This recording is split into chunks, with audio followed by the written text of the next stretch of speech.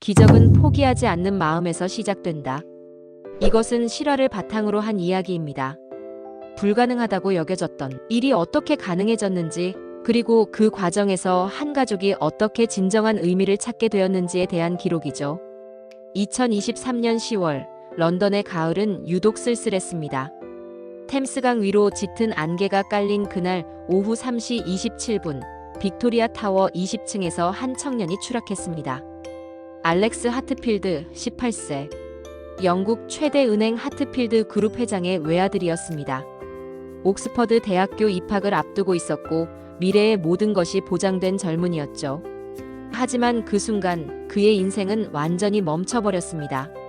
세인트 바르톨로뮤 병원 응급실에 도착한 리처드 하트필드 회장의 모습은 처참했습니다. 평소 완벽한 정장 차림의 한치의 흐트러짐도 용납하지 않던 그가 셔츠는 구겨지고 넥타이는 비뚤어진 채 복도를 서성이고 있었습니다. 제 아들이 어떻습니까? 60년을 살아오면서 처음으로 리처드의 목소리가 떨렸습니다.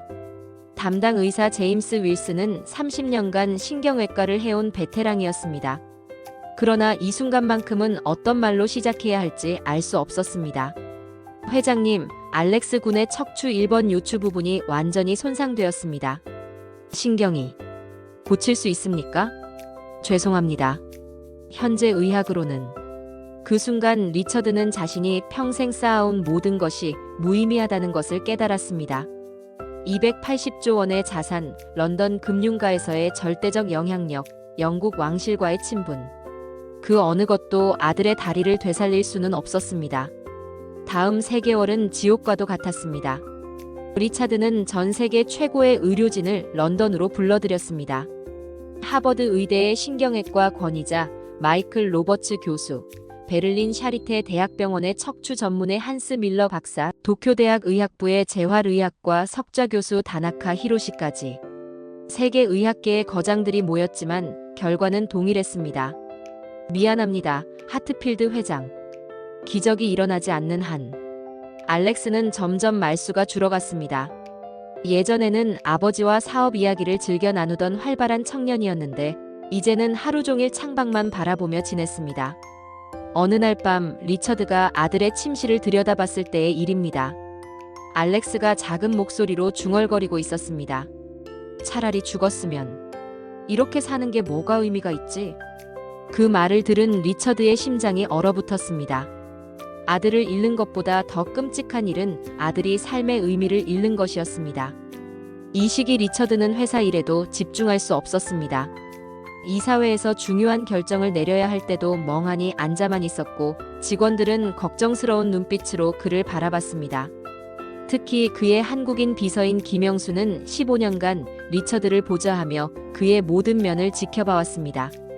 냉철하고 결단력 있던 리처드가 이렇게 무너지는 모습을 본 것은 처음이었습니다. 그해 12월 어느 추운 밤, 김영수는 리처드의 서재 문을 두드렸습니다. 회장님, 잠시 시간을 내어주실 수 있을까요? 리처드는 위스키 잔을 놓고 고개를 들었습니다. 그의 눈은 핏발이 서 있었고 며칠째 제대로 잠을 자지 못한 것이 역력했습니다. 김비서, 이제 그만해. 세계 최고의 의사들도 다 포기했는데. 회장님, 제 고향 이야기를 들어보세요. 김영수의 목소리에는 특별한 확신이 있었습니다. 저희 동생이 7년 전에 교통사고를 당했습니다. 의사들은 평생 걷지 못할 것이라고 했죠. 그런데 지금은 마라톤을 뛰고 있습니다. 리처드의 눈에 처음으로 관심의 빛이 일었습니다. 한국에 이지안이라는 물리치료사가 있습니다. 서울대학교 의과대학을 나왔지만 기존 의학의 한계를 뛰어넘는 독창적인 방법을 연구해왔습니다.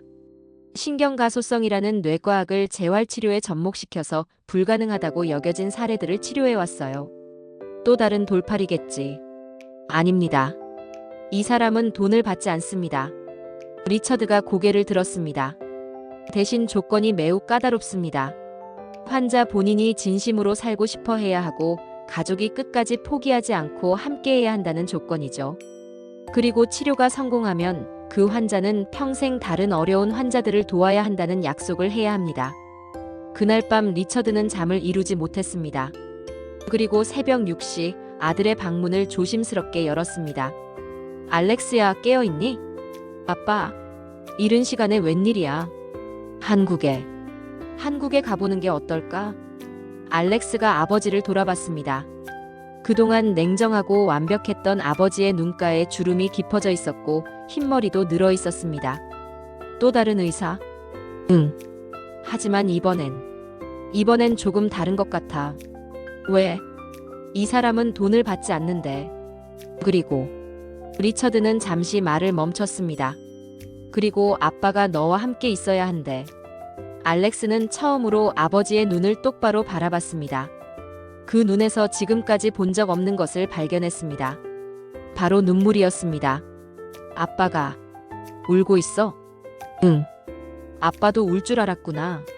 2024년 1월 서울 강남의 작은 재활센터는 런던의 화려한 대형 병원들과는 완전히 달랐습니다. 외관은 소박했지만 그 안에는 뭔가 따뜻하고 희망적인 기운이 감돌고 있었습니다. 이지안 27세. 서울대학교 의과대학 재활의학과를 졸업한 뒤 미국 존스홉킨스 대학교에서 신경과학 석사학위를 받았습니다. 하지만 그는 대형 병원의 안정적인 자리를 마다하고 이 작은 센터에서 환자들을 돌보고 있었습니다. 그에게는 특별한 신념이 있었습니다. 인간의 뇌와 신경계는 우리가 생각하는 것보다 훨씬 더 놀라운 회복력을 가지고 있다는 것이었습니다.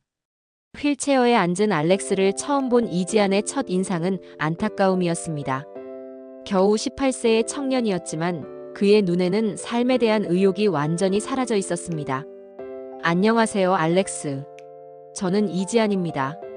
헐로. Can you speak English? 물론이죠. 하지만 앞으로 3개월 동안은 한국어도 배우시게 될 겁니다. 알렉스가 의아한 표정을 지었습니다. 매일 오전 6시부터 오후 10시까지 16시간을 함께 보낼 예정이거든요. 치료는 하루 8시간, 나머지는 정신적 재활과 한국어 공부입니다. 16시간이요? 그게 가능해요? 가능하게 만들어야죠. 그리고 중간에 포기하고 싶어도 못 떠납니다. 비행기표는 제가 보관할 겁니다. 리처드가 놀란 표정으로 물었습니다.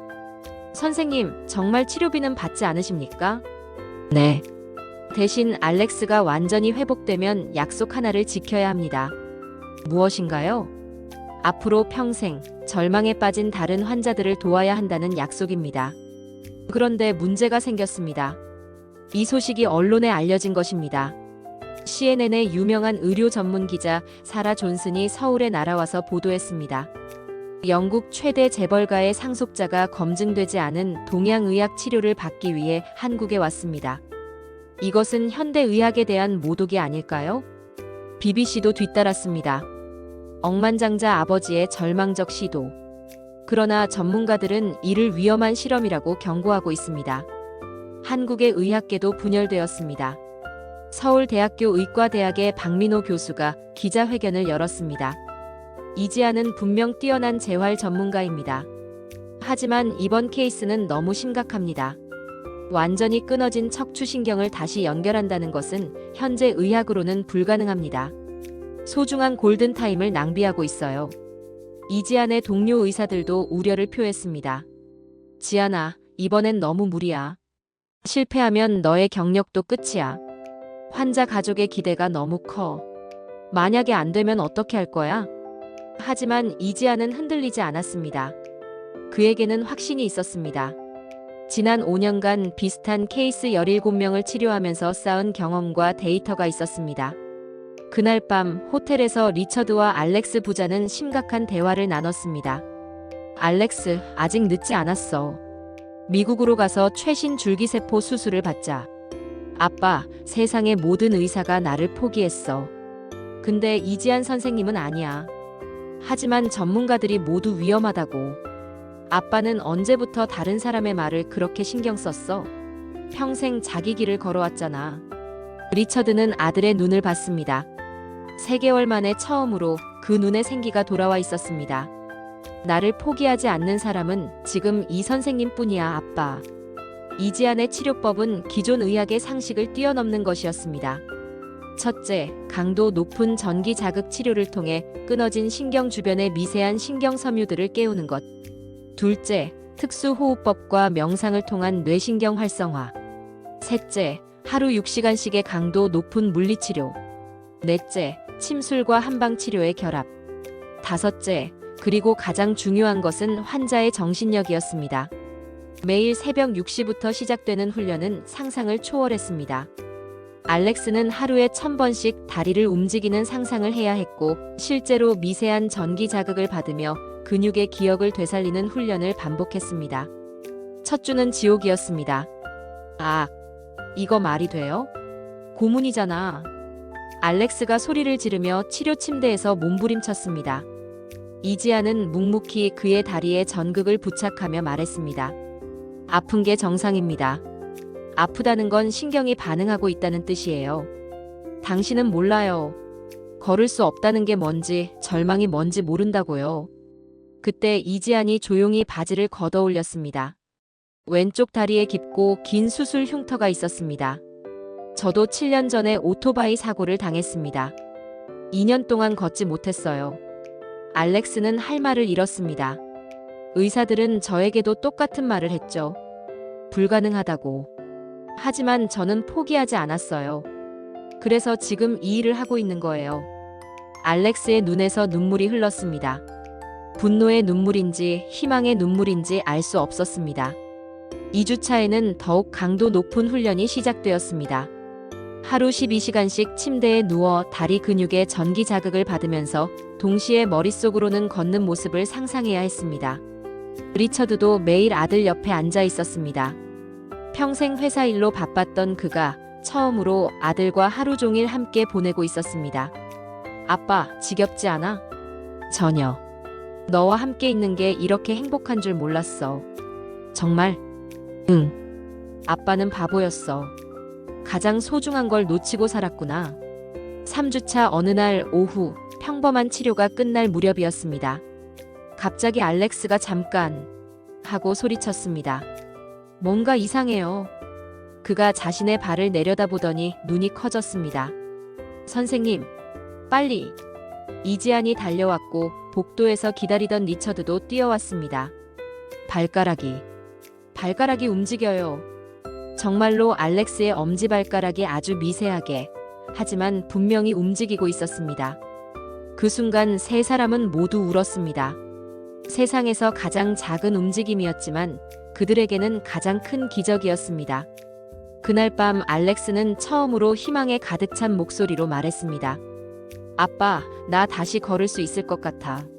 그래, 아들아. 반드시 걸을 수 있어. 하지만 기적은 거기서 멈추지 않았습니다. 5주차에 들어서자 알렉스의 다리에 감각이 돌아왔습니다. 처음에는 따끔거리는 정도였지만 점점 더 명확해졌습니다. 아프다.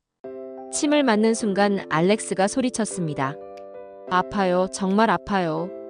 이지안이 활짝 웃었습니다. 축하합니다. 통증을 느낀다는 것은 신경이 살아났다는 뜻이에요. 7주차에는 무릎 반사 반응이 나타났습니다. 이지안이 작은 망치로 무릎을 톡 두드리자 알렉스의 다리가 반사적으로 움직였습니다. 세상에. 지켜보던 리처드가 감탄사를 내뱉었습니다. 8주차에는 보조기를 착용하고 일어서는데 성공했습니다. 물론 혼자서는 불가능했지만 이지안과 리처드가 양쪽에서 잡아주자 알렉스는 두 다리로 서 있을 수 있었습니다. 아빠, 내가 서 있어. 응, 아들아. 내가 서 있어. 두 사람은 그렇게 서서 껴안았습니다. 이 소식이 의학계에 알려지자 전 세계가 술렁였습니다.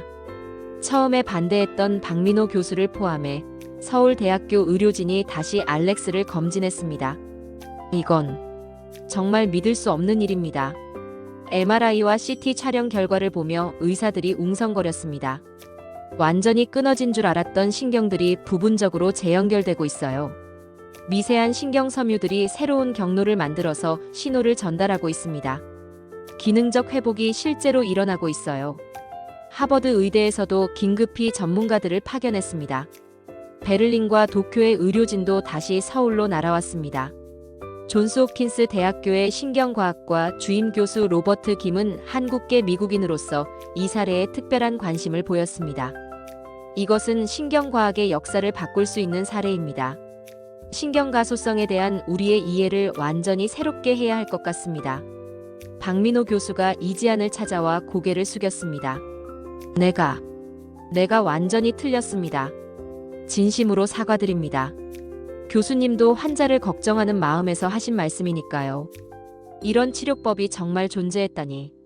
의과대학 교육과정도 바꿔야겠습니다. CNN과 BBC의 보도 내용도 180도 바뀌었습니다. 한국의 혁신적인 재활치료법이 현대의학의 새로운 지평을 열고 있습니다. 서울의 작은 재활센터에서 일어난 기적이 전 세계 의학계의 주목을 받고 있습니다. 10주차의 알렉스는 보행기를 사용해서 몇 걸음을 걸을 수 있게 되었습니다. 11주차에는 지팡이만으로도 걸을 수 있었습니다. 그리고 드디어 12주차 마지막 날이 왔습니다. 아빠, 복도 끝에서 기다리고 있어요. 그리고 눈을 감고 있어요. 재활센터의 긴 복도에서 리처드가 눈을 감고 서 있었습니다. 이지안과 모든 의료진들, 그리고 취재를 위해 온 기자들까지 숨을 죽이며 지켜봤습니다. 그때 발걸음 소리가 들렸습니다. 느리지만 확실한, 분명한 발걸음 소리였습니다. 한 걸음, 두 걸음, 10걸음. 아빠, 이제 눈 떠요. 리처드가 눈을 떴을 때 아들이 거기 서 있었습니다. 아무 도움도 받지 않고 혼자 힘으로 두 다리로 똑바로 서 있었습니다. 아들아. 두 사람이 달려가서 껴안았습니다. 3개월 만에 진짜 포옹이었습니다. 아버지와 아들이 두 다리로 서서 껴안는 진짜 포옹이었습니다. 아빠, 그동안 미안했어요. 너무 못되게 굴었죠? 아니야. 아빠가 미안해. 돈보다 중요한 게 너였는데 그걸 너무 늦게 깨달았어. 이지안이 조용히 다가와서 말했습니다. 축하합니다, 알렉스. 이제 진짜 시작이에요. 선생님, 어떻게 이 은혜를 갚을 수 있을까요? 저와 약속했잖아요. 이제 다른 환자들을 도와야 한다고. 1년 후, 런던에는 누로 호프 프로젝트라는 재단이 설립되었습니다. 하트필드 가문의 모든 재산이 이 일에 투입되었습니다. 알렉스는 옥스퍼드 대학교 경영학과 대신 의과대학에 입학했습니다. 전공은 재활의학이었습니다. 아빠, 저도 누군가의 희망이 되고 싶어요. 리처드도 완전히 다른 사람이 되었습니다. 더 이상 차갑고 냉정한 CEO가 아니라 전 세계의 병원을 찾아다니며 치료비를 지원하고 젊은 의료진들을 후원하는 따뜻한 사람이 되었습니다. 이지안은 국제재활의학회에서 기조연설을 했습니다. 치료의 50%는 의학적 기술입니다. 하지만 나머지 50%는 환자와 가족의 마음입니다. 사랑이 없으면 어떤 치료도 완전할 수 없습니다. 그의 연설은 전 세계 의료진들에게 깊은 감동을 주었습니다. 2년이 지난 어느 저녁, 알렉스가 아버지에게 물었습니다. 아빠, 진짜 기적이 뭐였다고 생각해요? 내가 다시 걸을 수 있게 된 것? 아니에요. 진짜 기적은 아빠가 다시 제 곁에 돌아온 거예요. 리처드는 아들의 어깨에 손을 올리며 말했습니다. 내 말이 맞다. 가장 큰 기적은 우리가 진짜 아버지와 아들이 된 거야. 그리고 또 다른 기적이 있어요. 뭔데? 우리가 이제 다른 사람들의 희망이 될 수 있다는 거예요. 현재로부터 3년이 지난 지금, 누로 호프 프로젝트는 전 세계 65개국에서 운영되고 있습니다. 지금까지 1만 2천 명이 넘는 환자들이 새로운 희망을 찾았습니다. 알렉스는 의과대학 4학년이 되었고 매년 여름방학마다 한국을 찾아와서 이지안과 함께 환자들을 돌보고 있습니다. 며칠 전에도 이런 일이 있었습니다. 새로운 환자의 어머니가 절망에 빠진 채 물었습니다. 정말로 우리 아이가 다시 걸을 수 있을까요? 의사들은 모두 불가능하다고 하는데. 그때 알렉스가 그 어머니의 손을 잡고 조용히 말했습니다. 어머님, 저를 보세요. 3년 전 저도 휠체어에 앉아 있었어요. 그때도 모든 의사들이 불가능하다고 했죠. 하지만 포기하지 않으시면 됩니다. 기적은 포기하지 않는 마음에서 시작되니까요. 그 어머니의 눈에 희망의 빛이 돌아왔습니다. 이지안은 여전히 그 작은 재활센터에서 환자들을 돌보고 있습니다. 세계적인 명성을 얻었지만 그는 화려한 대형 병원으로 옮기지 않았습니다. 저는 여기서 가장 행복해요. 절망에 빠진 환자들이 희망을 되찾는 순간을 볼 수 있는 이곳에서요. 매일 밤 알렉스는 자신의 다리를 내려다보며 감사함을 느낍니다. 걸을 수 있다는 것, 뛸 수 있다는 것, 그리고 사랑하는 사람들과 함께할 수 있다는 것이 얼마나 소중한 선물인지를 매 순간 새롭게 깨닫고 있습니다. 밤하늘을 올려다보면 수많은 별들이 반짝이고 있습니다. 크기도 다르고 밝기도 다르지만 모든 별이 누군가에게는 희망의 빛이 되고 있습니다. 이 이야기를 마치며 여러분께 하나의 질문을 남기고 싶습니다. 당신은 누군가의 희망이 되어 본 적이 있습니까? 이 질문에 대한 답은 우리 모두의 몫입니다. 포기하지 않는 사랑과 의지가 있다면 아무리 불가능해 보이는 일도 가능해질 수 있습니다. 진정한 기적은 최첨단 의료 기술에만 있는 것이 아닙니다. 서로를 끝까지 포기하지 않는 인간의 따뜻한 마음, 바로 그 마음 속에 진짜 기적이 숨어 있습니다. 그러므로 기억하십시오. 우리 각자가 누군가에게는 희망이 될 수 있다는 것을. 그리고 정말 어려운 순간이 와도 절대 포기하지 마십시오. 기적은 언제나 포기하지 않는 마음에서 시작되니까요.